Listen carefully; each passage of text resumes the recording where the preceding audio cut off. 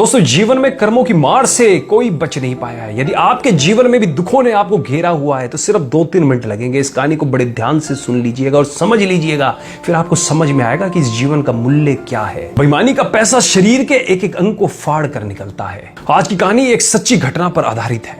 रमेश चंद्र जो पंजाब के खन्ना नामक शहर में एक मेडिकल स्टोर चलाते थे, उन्होंने अपने जीवन का एक पृष्ठ खोलकर सुनाया जो दर्शकों की आंखें भी खोल सकता है और शायद उस पाप से जिसमें वह भागीदार बना उससे भी बचा जा सकता है। रमेश चंद्र का मेडिकल स्टोर जो कि अपने स्थान के कारण काफी पुराना और अच्छी स्थिति में था, लेकिन जैसे ही कहा जाता है कि धन एक व्यक्ति के दिमाग को भ्रष्ट कर देता है, और यही बात रमेश चंद्र जी के साथ भी घटित हुई।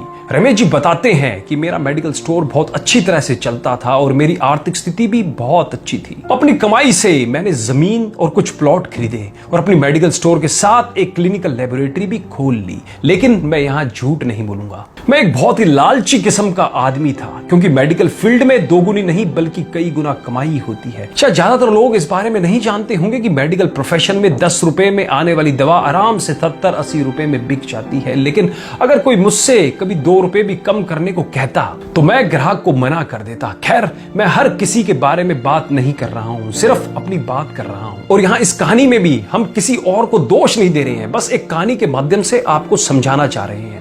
वर्ष 2008 में गर्मी के दिनों में एक बूढ़ा व्यक्ति मेरे स्टोर में आया। उसने मुझे डॉक्टर की पर्ची दी, मैंने दवा पढ़ी और उसे निकाल लिया। उस दवा का बिल 560 रुपए बन गया। बूढ़े ने उसने अपनी सारी जेब खाली कर दी, लेकिन उसके पास कुल 180 रुपए थे।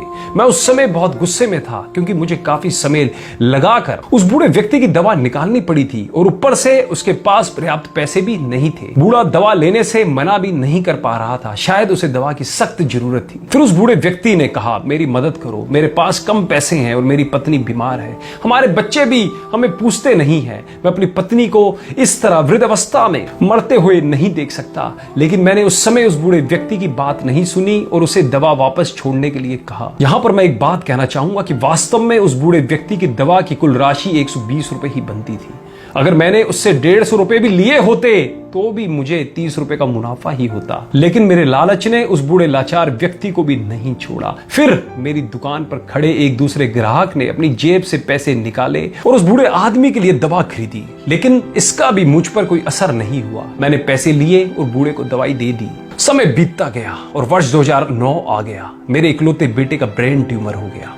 पहले तो हमें पता भी नहीं चला, लेकिन जब पता चला तो बेटा मृत्यु के कगार पर था। पैसा बहता रहा और लड़के की बीमारी खराब होती गई। प्लॉट बिक गए, जमीन बिक गई और आखिरकार मेडिकल स्टोर भी बिक गया। लेकिन मेरे बेटे की तबीयत बिल्कुल नहीं सुधरी। उसका ऑपरेशन भी हुआ और जब सब पैसा खत्म हो गया तो आखिरकार डॉक्टरों ने मुझे अपने बेटे को घर ले जाने और उसकी सेवा करने के लिए कहा। उसके पश्चात 2012 में मेरे बेटे का निधन हो गया। मैं जीवन भर कमाने के बाद भी उसे बचा नहीं सका। 2015 में मुझे भी लकवा मार गया और मुझे चोट भी लग गई। आज जब मेरी दवा आती है तो उन दवाओं पर खर्च किया गया पैसा मुझे काटता है, क्योंकि मैं उन दवाओं की वास्तविक कीमत को जानता हूं। एक दिन में कुछ दवाई लेने के लिए मेडिकल स्टोर पर गया और 100 रुपए का इंजेक्शन मुझे 700 रुपए में दिया गया। लेकिन उस समय मेरी जेब में 500 रुपए ही थे और इंजेक्शन के बिना ही मुझे मेडिकल स्टोर से वापस आना पड़ा। उस समय मुझे उस बूढ़े व्यक्ति की बहुत याद आई और मैं घर चला गया। मैं लोगों से कहना चाहता हूं कि ठीक है कि हम सभी कमाने के लिए बैठे हैं,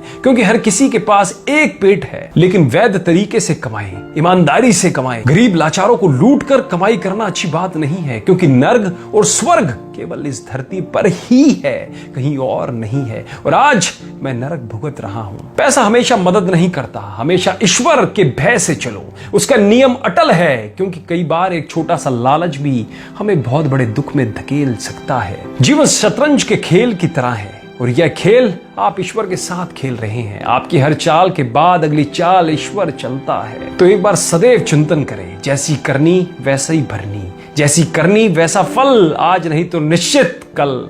हम बदलेंगे, युग बदलेगा। कहानी अच्छी लगी हो तो अपने फेसबुक वॉल पर, अपने व्हाट्सएप ग्रुप में सभी दोस्तों रिश्तेदारों में इस वीडियो को ज्यादा से ज्यादा शेयर करो, जिनसे आज के समय जो लोग दूसरों की मजबूरियों का फायदा उठा रखे हैं उनकी मानसिक स्थिति के अंदर परिवर्तन आ सके और वो भी कुछ अच्छा काम कर सके। कहानी अच्छी लगी हो तो कमेंट भी जरूर कीजिएगा। धन्यवाद।